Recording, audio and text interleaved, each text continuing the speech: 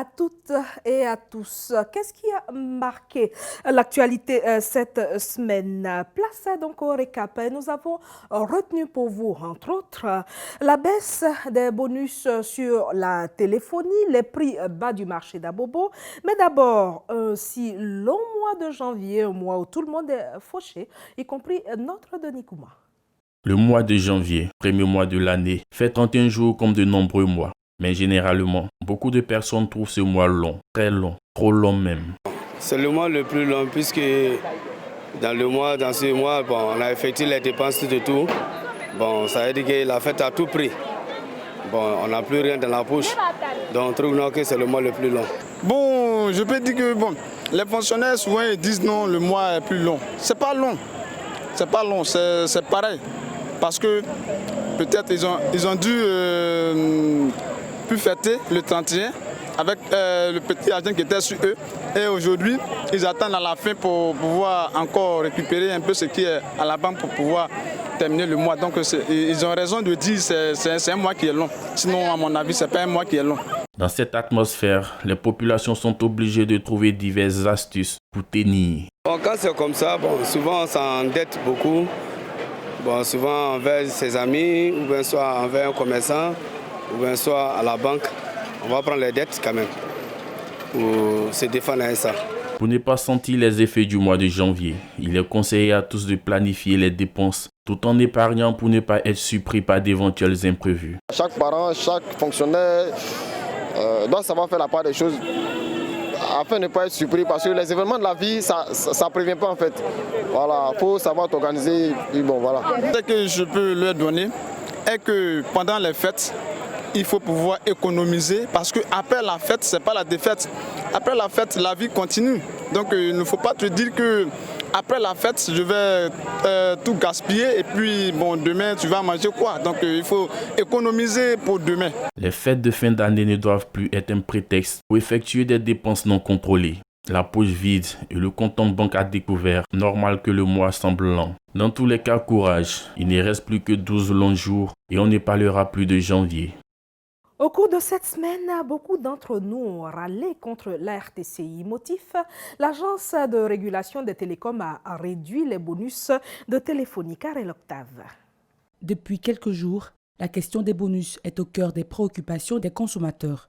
L'affaire de la fin des bonus téléphoniques défraie actuellement la chronique en Côte d'Ivoire. Les informations relayées par plusieurs font état d'une interdiction par la RTCI des bonus octroyés aux consommateurs, ce qui, à leur avis, est une mauvaise décision. Franchement, ce n'est pas une bonne idée parce que nous, personnellement, on travaille beaucoup avec la connexion. Donc, quand il y a eu annulation de 100%, disons de 300%, du coup, ça réduit un peu notre consommation au niveau des données mobiles. Vu qu'on est obligé de consommer au moins 1 giga, voire 2 gigas par jour, du coup, on est obligé de souscrire à 4 ou 5 gigas par jour. Donc, du coup, ce n'est vraiment pas une belle initiative en fait. Aujourd'hui, là, avec une semaine de passe internet qu'on nous donne, qu'ils nous offrent là, ça ne dure même pas, ça ne fait même pas un jour. Hier comme ça j'ai souscrit, ça n'a pas duré. Aujourd'hui je suis obligée de ressouscrire un passe internet semaine en plus, ça ne nous arrange pas. Franchement donc on aimerait qu'ils ramènent tout ce qui était comme bonus avant. Nous qui utilisons ces données, c'est nous qui voyons la réalité. Ça n'a rien à voir, ce n'est pas bénéfique pour nous en fait. Quelqu'un qui vient souscrire par exemple pour 1000 francs, lorsqu'il sait que s'il souscrit 1000 francs, il a 300% automatiquement, il est content. Peut-être s'il décide de souscrire pour 1000 francs, il va souscrire plus. Mais lorsqu'on lui dit, pour 1000 francs, on a déjà tout accumulé dans les données que vous allez recevoir, en réalité, ce n'est pas le cas. C'est pas le cas. Les consommateurs proposent une autre alternative. Amène tout ce qui était comme bonus avant et puis qu'ils améliorent encore la 4G. Voilà, c'est tout ce qu'on leur demande. Et seulement quelques rares consommateurs sont indifférents à cette décision. Donc ils ont arrêté, ils n'ont pas arrêté, moi ça m'arrange. La majorité des consommateurs ne sont pas d'accord avec cette décision prise par la RTCI et tous veulent profiter à nouveau des bonus téléphoniques. Deux autres plaintes nous sont parvenues cette semaine de Yopougon. D'abord, GESCO, où les populations au broie du noir par manque de lumière. Christian Goukra. GESCO, quartier situé dans la commune de Yopougon, est composé de sous-quartiers comme Pays-Bas, Petit Paris, Ayakro, Mandon, quartier Gouro, habité principalement par des populations à faible revenu. Dans ce quartier, il existe des problèmes récurrents d'approvisionnement en électricité. Depuis le premier lotissement où ils ont mis les anciens poteaux, c'est là précisément que tout le monde se porte sur le poteau et tire après de 200, 300 mètres jusqu'à pour aller chez lui à la maison. Donc ce qui fait que vraiment il y a d'autres qui n'en ont pas et les compteurs sont saturés. Bon, souvent ça prend du feu et tout ça. La CIE a été interpellée plusieurs fois sur ce fait-là pour qu'ils puissent libéraliser quand même le nouveau réseau pour que chacun puisse prendre son compteur au point initial pour envoyer maintenant auprès de sa maison. Mais ils n'ont jamais répondu favorablement. Notre réalité à l'électricité, vraiment, on a beaucoup de problèmes. On a beaucoup de problèmes de fois. On n'a même pas beaucoup, là, 80% qui n'ont pas de compteur, pas de lumière. Et lorsqu'on ça, on a fait des demandes, tout ça là, ça a viré en vain. Bon, et puis ensuite, les gars viennent nous traquer ici. Pour avoir accès à l'électricité, il faut faire recours à des branchements aux compteurs électriques situés à des centaines de mètres. Mais sinon, ces filles qui tiennent, on peut dire aussi que ça appartient aux propriétaires, mais qui sont loin. À une certaine distance, ceux qui ont fait, qu'on appelle l'électricité, savent, sur le courant parcourt une certaine distance, bon, ça s'affaiblit. Donc vraiment, ce n'est pas de bonne qualité. Les autorités, ils savent que vraiment, lorsque une population vit aisément, il n'y a rien. Mais lorsqu'il y a des problèmes, vraiment, ça ne va pas, ça crie. Mais donc, j'appelle les autorités, en tout cas, à se pencher, à pencher leur oreille vers nous, et avec un cœur sincère, pour venir vraiment nous enlever dans ce désarroi. Près de 94% des Ivoiriens sont aujourd'hui raccordés au réseau et les abonnés les plus précaires bénéficient d'un tarif social. Des efforts sont consentis certes, mais à l'image du quartier Jesco, l'obscurité tente toujours de percer pour saper la lumière. Yopougon, la capitale de la joie, pleure aussi parce qu'elle risque de perdre l'un de ses symboles. Oui, la mythique Gabrielle Gare risque de disparaître, emportant avec elle son délicieux porc au four. Gabrielle Gare, célèbre marché de la viande de porc dans la commune de Yopougon, sera bientôt délocalisé. Un projet de relocalisation qui, selon les commerçantes, n'est pas adapté pour leur activité. L'activité, ça va. Le commerce, là, ça marche. Mais sérieusement, nous avons un problème. Vous savez très bien que la viande de porc, nous avons baissé les prix pour que pauvres et riches consomment. Pour emmener l'Ivoirien à consommer, parce que c'est une viande qui était beaucoup détestée. Et grâce à ce commerce aujourd'hui, les gens savent que la viande de porc est très bonne et riche en protéines. Je ne peux pas concevoir qu'on nous enlève sur ce site et on nous envoie dans un autre quartier, en plein quartier, on veut nous mélanger avec les vendeuses de poissons. On ne nous demande même pas quel est votre plan, comment vous voulez être placé. Quand tu veux faire du bien à quelqu'un, il faut aller jusqu'en profondeur. Il ne faut pas faire quelque chose qui ne va pas l'arranger. Ce lieu grouille pourtant de monde tous les jours, mais les abonnés à la viande porcine ne pourront plus s'y ravitailler. Un consommateur plein de porc, il faut dire que la situation géographique même de l'endroit dont on vend est très important pour nous. Si aujourd'hui on déplace cet endroit-là, je pense qu'il y aura une réduction de la clientèle. Nous, au moins, chez nous là-bas, moi, il faut pas beaucoup, voilà. Et ça est à côté de nous. Et puis on va déplacer ces gens comme si on mangeait maintenant, c'est pour aller juste un truc ici. Là, sur le tas. Ici, là, il va payer transport pour arriver là-bas, mais ça s'arrange pas. On a vu déjà Gabriel Gare via vos réseaux. Et puis là, pendant nos séjours ici, vraiment s'approcher pour voir quel est le goût de la viande de porc, comment c'est préparé, et puis déguster aussi. La relocalisation fait partie d'une vaste opération d'assainissement de la mairie de Yopougon, lancée depuis plusieurs mois. Dans l'attente, les commerçants du mythique marché Gabrielle Gare souhaitent une relocalisation sur un site spécialement dédié, avec toutes les commodités. Le point d'horizon de Yopougon présenté par Christian Bokraya après Yopougon Cap sur Abobo. Cette fois, la nouvelle est bonne. Denis Koumanou dit que les prix défient toute concurrence. Le coût de la vie devient de plus en plus élevé en Côte d'Ivoire. Récemment, des produits ont connu une hausse. Dans un tel environnement, les consommateurs s'orientent vers des endroits où ils peuvent faire de bonnes affaires. Et le marché d'Abobo est réputé pour être un marché abordable, car de nombreux consommateurs quittent d'autres quartiers pour faire leurs provisions dans ce marché. Quand on quitte à Angré, on quitte à Makori au plateau pour se ruer sur le marché d'Abobo, c'est pour le prix qui est compétitif, c'est-à-dire moins cher. Voilà, c'est dans un premier temps ce que je sais. Et puis on y trouve un peu de tout sur ce marché. On peut te faire 3 poissons comme ça à 3 000.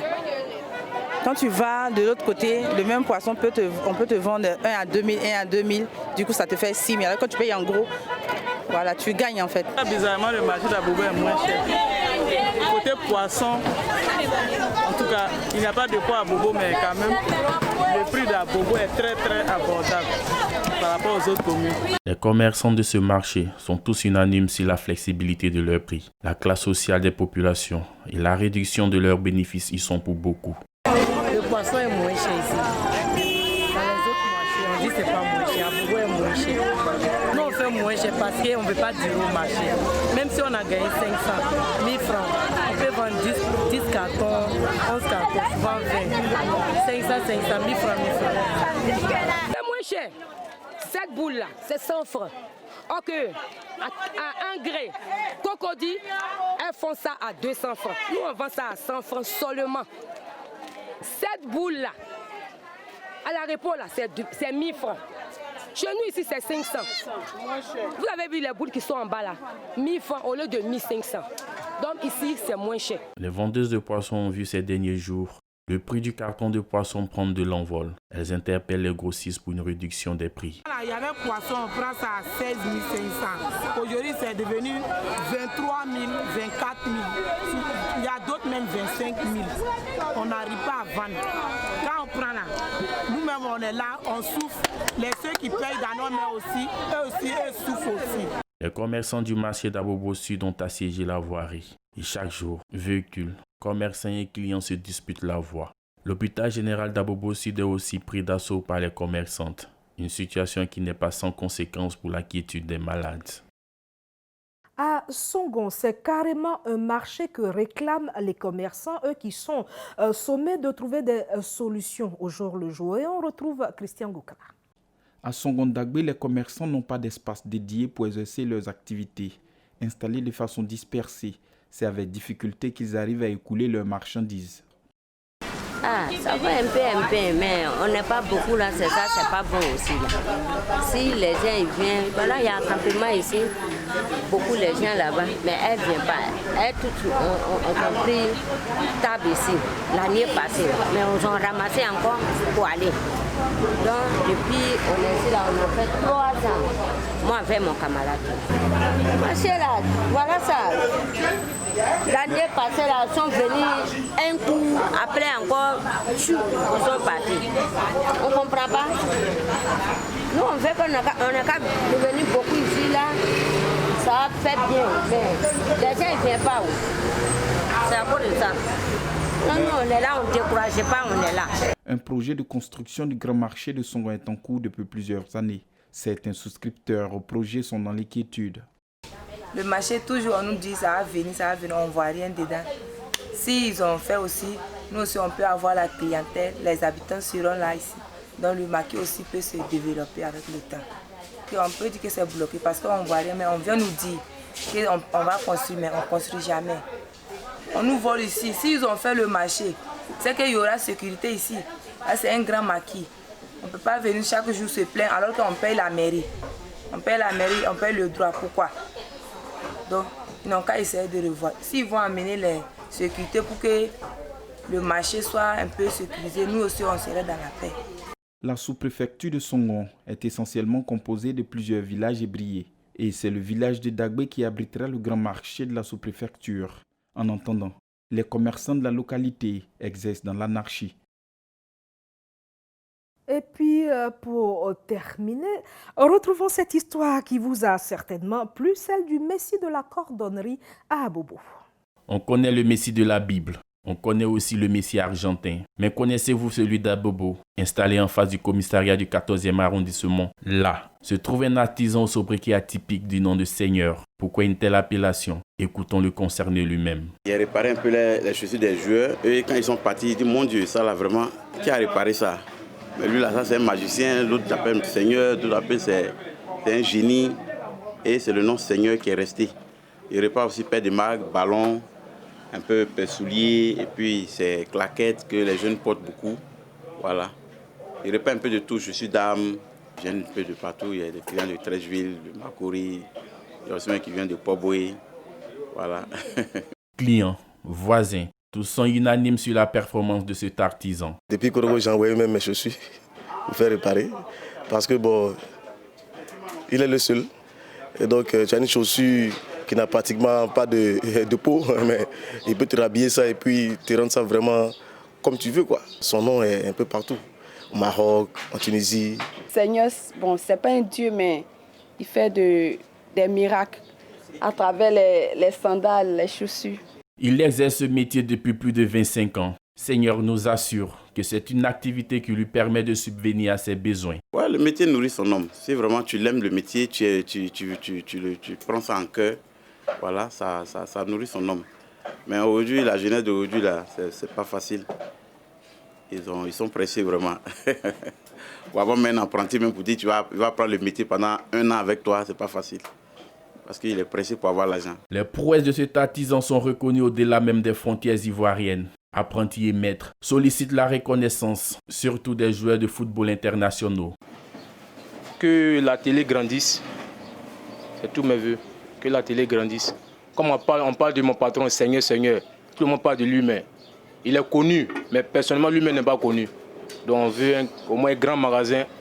Là on sait que non, il y a un Seigneur des chaussures qui existent. Plein de grands joueurs qui ont joué dans l'équipe nationale qui ont passé ici. Hein. Mais quand ils arrivent en Europe, c'est fini. Ils ne passent même pas un jour me dire bonjour même. Voilà. Quand tu répares la chaussure de quelqu'un et puis demain tu sais qu'il est loin d'ici. Et quand il arrive, il ne passe même pas de dire bonjour. Alors que quand il était dans la galère, tu lui dis 2000, il te pleure pour te dire 1000 francs. Et tu acceptes les 1000 francs. Demain quand ça va, ne passe plus. Seigneur ou Messi, les talents de notre artisan semblent être reconnus de tous, surtout de son voisinage, qui semble être ravi de sa proximité avec ses stars de l'ombre. Merci Doni Kouma pour cette découverte. Excellent week-end à vous sur UFC Africa TV et à lundi pour un autre journal.